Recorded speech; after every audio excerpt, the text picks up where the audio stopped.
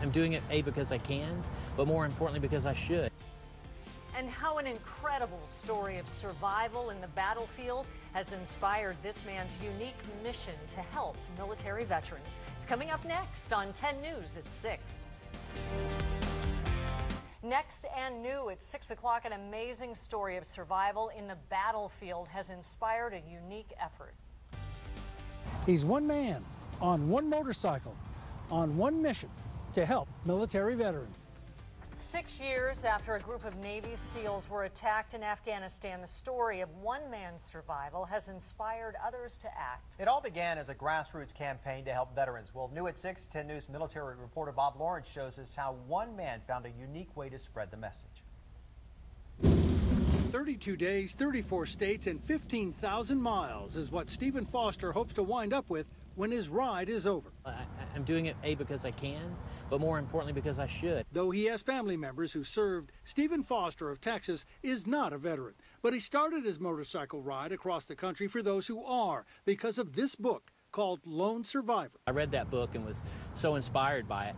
I later found out that this grassroots initiative in Texas called the Boot Campaign was founded by 5 women who read the same book. The book by Marcus Luttrell, a former SEAL Team sniper, seen here receiving the Navy Cross from President Bush, was the only member of a SEAL team to come out alive from an ambush in the remote Hindu Kush area of Afghanistan in June 2005.